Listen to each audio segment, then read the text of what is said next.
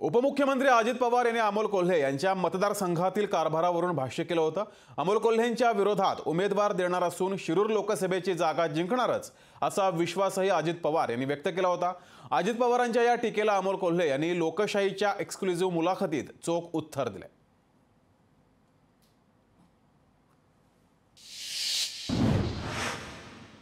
संपूर्ण देशामध्ये म्हणजे देश पातळीवर कोविडच्या लसीकरणाचा धोरणात्मक निर्णय होण्या अगोदर सिरम इन्स्टिट्यूटच्या सहकार्याने 5 लाख नागरिकांचं लसीकरण करणारा पहिला मतदारसंघ शिरूर लोकसभा मतदारसंघ। या सगळ्या बाबतीत आदरणीय दादांनी कायम पाठ थोपटलेली आहे, शाबासकी दिलेली आहे आणि मग त्यांच्या नेतृत्वामध्ये काम केल्यानंतर आता त्यांच्याकडून जर असं काही वेगळं विधान आलं तर लगेच त्यावर प्रतिक्रिया देण्याइतका अजिबातच मी मोठा नाही। हे जे काही थोडंफार काम केले करू शकलेलो आहे आदरणीय पवार साहेबांच्या मार्गदर्शनाखाली, त्यामध्ये मला वाटतं मायबाप जनता ही निवडणुकीच्या निर्णय नक्की योग्य पद्धतीने।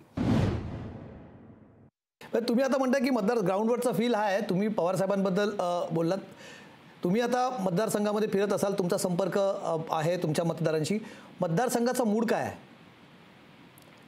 मतदारसंघाचा मूड हा 100% आदरणीय शरदचंद्रजी पवार साहेबांबरोबर राहण्याचा आहे आणि त्याचबरोबर माननीय उद्धवसाहेब ठाकरे यांना मानणारे फार मोठा मतदार आहे। कारण आमच्याकडे एक फार वेगळी परंपरा वर्षानुवर्षाची होती की गाव कारभारी हे शक्यतो मुंबईत कामाला असणारे होते। आमच्याकडे भाजी मार्केट असेल, या सगळ्या मार्केटमध्ये असणारे जे होते हे सगळे व्यापारी हे गाव कारभारी इकडचे असायचे आणि त्यामुळे तितकंच शिवसेनेचा एक प्रभाव आमच्या भागात आहे। त्यामुळे आदरणीय पवार साहेबांना मानणारा आणि तसंच माननीय शिवसेना पक्षप्रमुख उद्धवसाहेब ठाकरे यांना मानणाराही मोठा वर्ग हा मतदारसंघात आहे।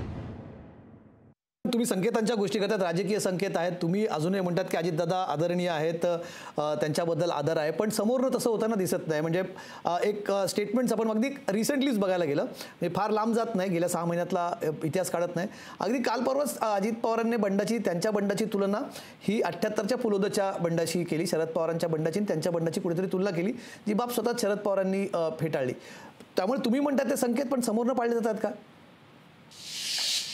हे बघा, यामध्ये आपण कसं वागायचं हे आपण ठरवू शकतो, समोरच्यानं काय करावं याची आपण फार तर अपेक्षा करू शकतो, पण आपण तसं बंधन नाही टाकू शकत ना समोरच्याने असंच वागलं पाहिजे या गोष्टीसाठी। आणि त्यातही कार्यकर्त्यांनी नेत्यांनी कसं वागावं हे नाही बंधन टाकताय। तुम्ही निश्चिंत आहात का शरद पवार सोबत आहेत? 100% मला वाटतं की महाराष्ट्रातली मायबाप जनता आदरणीय शरदचंद्रजी पवार साहेबांच्या सोबत आहे आणि जेव्हा महाराष्ट्रातल्या मायबाप जनतेला हा विश्वास असतो आणि या जनतेचा जेव्हा आशीर्वाद असतो तेव्हा कुठली चिंता करण्याची काही आवश्यकता नाही। शेतकरी आक्रोश मोर्चाचा एकूण हा दौरा कसा असणार आहे, जे 6 प्रमुख मागण्या आहेत, या 6 प्रमुख मागण्या काय असतात या संदर्भात सविस्तर चर्चा झाली साहेबांशी। कारण मला अजूनही आठवतं, आज निर्यात बंदीविषयी आपण हे करतो, पण जेव्हा पवार साहेब कृषी मंत्री होते तेव्हा भारतीय जनता पक्षाचे लोक ही निर्यात बंद करा म्हणून कांद्याच्या माळा घालून संसदेमध्ये आले होते आणि पवार साहेबांनी निक्षून सांगितलं होतं, माझ्या शेतकऱ्याला 4 पैसे मिळण्याची ही वेळ आहे, मी कांदा निर्यात बंदी करणार नाही। कमलेजी, आपल्या माध्यमातून हा विरोधाभास मी मायबाप प्रेक्षकांसमोर मांडू इच्छितो। हा फरक आहे, एकीकडे शेतकऱ्याला 4 दिवस सुखाचे येत असताना निर्यात बंदी करून कांद्याचे भाव पाडणार आत्ताचं सरकार आणि माझ्या शेतकऱ्याला 4 पैसे मिळाले पाहिजेत, मी निर्यात बंदी करणार नाही असं निक्षून सांगणारे आदरणीय शरदचंद्रजी पवार साहेब। त्यामुळे पवार साहेबांचं मार्गदर्शन या संपूर्ण मोर्चा संदर्भात घेतलं आणि 30 तारखेला आदरणीय पवार साहेबांची पुणे जिल्हाधिकारी कार्यालय परिसरामध्ये या संदर्भामध्ये सांगता सभा होणार।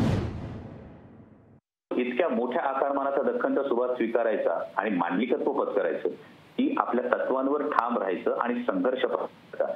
छत्रपती शिवाजी महाराजांनी संघर्ष पत्करला आणि हा संघर्ष पत्करल्यामुळे 350 वर्षांनंतर छत्रपती शिवाजी महाराजांचं नाव घेतलं जातं। हा इतिहास सर्वांना ठाऊक आहे, माझला तर नकाची सर नाही, मी फक्त त्यांचा इतिहास सांगण्याचं काम करतो, प्रयत्न करत असतो ते सांगण्याचा।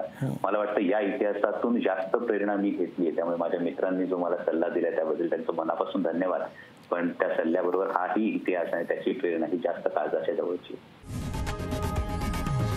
लोकशाही मराठी ऐका, पहा, जागरूक रहा।